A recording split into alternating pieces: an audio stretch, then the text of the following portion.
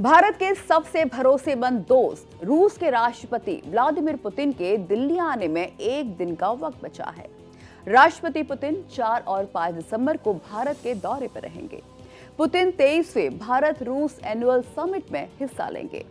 Putin के इस भारत दौरे पर दुनिया भर के देशों की निगाहें टिकी हुई हैं, क्योंकि राष्ट्रपति पुतिन के दौरे के दौरान दोनों देशों के बीच बड़ी डिफेंस डील की तैयारी है, जिसमें एयर डिफेंस सिस्टम S-500 और 5वीं पीढ़ी का स्टेल्थ फाइटर जेट सुखोई 57 की डील को लेकर खास तौर पर चीन और अमेरिका की नींद उड़ी हुई है। भारत और रूस के बीच ये डिफेंस डील एशिया में शक्ति संतुलन को लेकर कई मायनों में अहम मानी जा रही है। टॉप एंगल से बताते हैं कि पुतिन के भारत दौरे से जियोपॉलिटिक्स में क्या कुछ बदलाव आ सकता है। भारत और रूस की दोस्ती को लेकर अमेरिका क्या कदम उठा सकता है और इस पर चीन की रणनीति क्या होगी। रूस और भारत के संबंध ट्राइड एंड टेस्टेड हैं। कई मौकों पर रूस भारत के साथ खड़ा रहा है। बदलते वक्त के दौर में भी भारत और रूस एक दूसरे के करीब नजर आए हैं। पीएम मोदी ने कुछ महीने पहले रूस की यात्रा की थी और इस दौरान राष्ट्रपति पुतिन के साथ उनकी गजब की केमिस्ट्री देखने को मिली थी। अब रूस के राष्ट्रपति पुतिन भारत दौरे पर आ रहे हैं, तो रूस क्या भारत और चीन के बीच के विवादों को हल कराने में सक्षम है? रूस के कहने पर चीन क्या पाकिस्तान का साथ छोड़ेगा? क्योंकि भारत के लिए समस्या ये है कि पाकिस्तान एक तरफ चीन को पूरी तरह साधे हुए है, तो दूसरी तरफ अमेरिका को भी साध रहा है। ऐसे में रूस कहां तक भारत की मदद करेगा? एक्सपर्ट्स की माने तो रूस अपने प्रभाव से भारत चीन संबंधों में बड़ा बदलाव जरूर ला सकता है, लेकिन सारे विवाद दूर नहीं कर सकता। अभी तो चीन पर खुद ही भारत दबाव बनाए हुए है। दोनों देशों के बीच सीमा विवाद पर बातचीत जारी है। फिलहाल दोनों ही देश युद्ध नहीं चाहते। वैसे भी चीन ताइवान को लेकर जापान से उलझा हुआ है, और जहां तक पाकिस्तान चीन की दोस्ती का सवाल है, तो भारत और पाकिस्तान के बीच अगर युद्ध होता है तो चीन भी भारत से युद्ध नहीं करना चाहेगा। वो हथियार दे सकता है, जैसा कि ऑपरेशन सिंदूर के दौरान हुआ, लेकिन चीन सीधे युद्ध में नहीं उतरेगा। दुनिया अब मल्टीपोलर हो रही है। अमेरिका की कोशिश है कि ऐसा ना हो। वो चाहता है कि भारत उसके साथ पूरी मजबूती के साथ जुड़े और भारत अपनी विदेश नीति में बदलाव करे, लेकिन भारत ऐसा करना नहीं चाहता। भारत ऑटोनॉमी रखना चाहता है और अपने हित में फैसले लेना चाहता है। इसीलिए अमेरिका भारत से चिढ़ रहा है, उस पर दबाव बना रहा है। अमेरिका की कोशिश रूस को अलग थलग करने की है, और इसके बाद चीन के साथ भी वो भविष्य में ऐसा ही करना चाहता है, लेकिन ये अब संभव नहीं है। फिलहाल की स्थिति ये है कि ट्रंप के दबाव के बावजूद रूस से भारत तेल खरीद रहा है, और वहीं भारत को लेकर रूस निश्चिंत है। यूक्रेन युद्ध में भारत के स्टैंड ने रूस को काफी हद तक ये एहसास करा दिया है कि भारत दबाव में भी उसका साथ नहीं छोड़ेगा। ऐसे में ये बात तो तय है कि रूस कभी भी भारत को पूरी तरह से अकेला नहीं छोड़ेगा। इसके उलट अमेरिका भारत को तो छोड़िए, यूरोप से लेकर नेटो तक को झटका देने से बाज नहीं आ रहा। वो चीन और रूस दोनों से अपने फायदे के लिए बात कर रहा है। ऐसे में भारत रूस की दोस्ती सबसे अहम है। रूस पहले भारत का नंबर 1 हथियार सप्लायर था और अब भी सबसे बड़ा हथियार सप्लायर है। आइए अब आपको बताते हैं वो कौन कौन से हथियार हैं जो भारत की शान है। S-400 ट्रायम्फ एक शक्तिशाली एयर डिफेंस सिस्टम है। भारत ने अक्टूबर 2018 में रूस के साथ S-400 की 5 यूनिट खरीदने का समझौता किया था। इसमें से 3 यूनिट को डिलीवर किया जा चुका है। हाल के ऑपरेशन सिंदूर के दौरान S-400 ट्रायम्फ ने अपनी शक्ति का प्रदर्शन किया था। भारत ने INS विक्रमादित्य को $2.3 अरब में रूस से खरीदा है।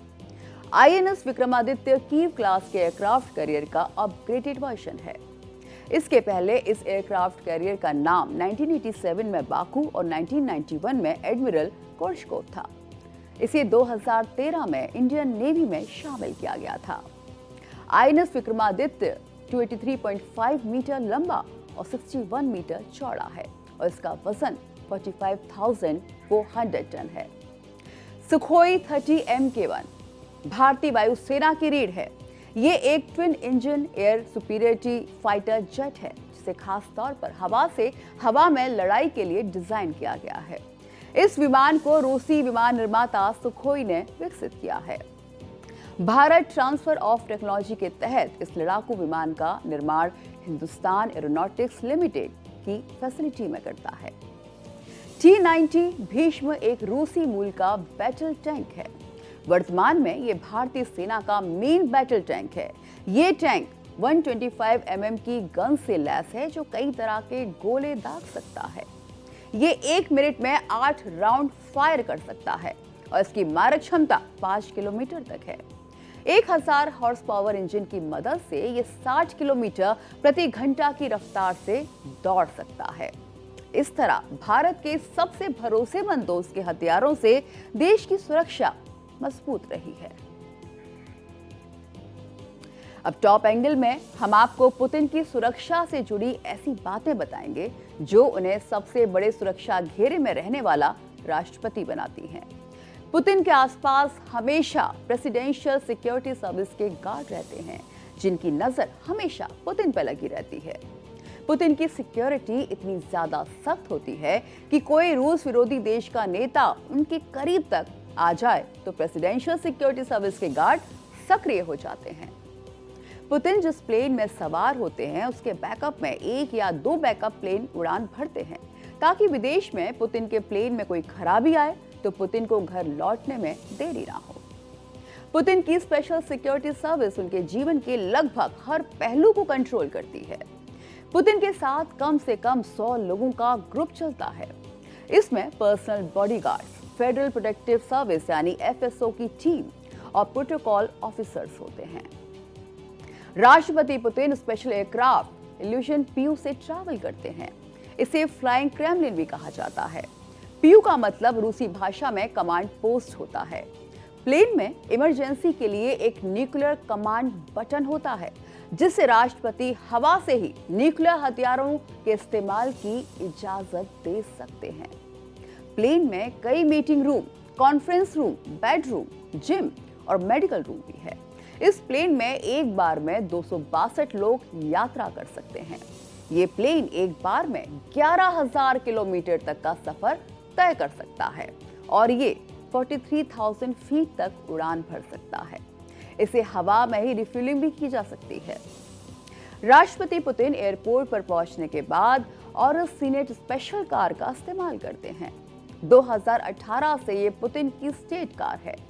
इसमें 6 सेंटीमीटर मोटे कांच लगे होते हैं जो गोली, ग्रेनेड, केमिकल अटैक झेल सकता है। कार में इमरजेंसी ऑक्सीजन सप्लाई सिस्टम होता है। इतना ही नहीं, चारों टायर पंक्चर होने पर भी ये कार चल सकती है। इस कार की अधिकतम स्पीड 249 किलोमीटर प्रति घंटा है। पुतिन अपने साथ खाना जांचने के लिए पोर्टेबल लैब लेकर चलते हैं। पुतिन के खाने की सुरक्षा की जिम्मेदारी FSO यानी फेडरल प्रोटेक्टिव सर्विस की होती है। लैब में जांच के बाद राष्ट्रपति को खाना दिया जाता है। FSO के सदस्य पहले भोजन चखते हैं और जो उनके भोजन में जहर की जांच करता है। इस लैब में जांच के बाद ही पुतिन खाना खाते हैं। पुतिन के शेफ ही आर्मी मैन होते हैं। शेफ को इमरजेंसी में युद्ध लड़ने की ट्रेनिंग मिली होती है। रूसी राष्ट्रपति के साथ खाने पीने का सामान भी रूस से ही लाया जाता है। रूस में भी एक स्पेशल टीम होती है जो उनके खाने पीने का इंतजाम करती है। वहीं टीम खाना और पानी साथ में लेकर चलती है। राष्ट्रपति की सिक्योरिटी 4 लेयर में होती है। पहली लेयर में पुतिन के पर्सनल बॉडीगार्ड होते हैं। उन बॉडीगार्ड के पास 9 mm की गुर्जा पिस्टल होती है जिससे हर मिनट 40 गोलियां दागी जा सकती हैं।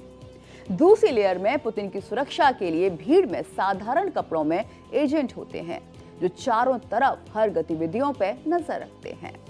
तीसरी लेयर में कुछ एजेंट भीड़ के सर्कल के बाहर होते हैं जो भीड़ पर नजर बनाए रखते हैं। और चौथी लेयर में आसपास की इमारतों पर स्नाइपर गार्ड तैनात होते हैं जो संदिग्धों पर नजर रखते हैं और खतरा होने पर हमलावर को मार गिराते हैं। इतना ही नहीं, राष्ट्रपति पुतिन अपना टॉयलेट भी साथ लेकर चलते हैं ताकि दूसरे देश में उनके शरीर के अपशिष्ट पदार्थ भी न छूटें, और इसकी कई वजह बताई जाती हैं। कहा जाता है कि अगर राष्ट्रपति से जुड़ा कोई भी चीज विदेशी धरती पर छूट जाती है तो उसकी जांच से राष्ट्रपति के स्वास्थ्य के बारे में पता लगाया जा सकता है, जो राष्ट्रीय सुरक्षा का मुद्दा बन सकता है।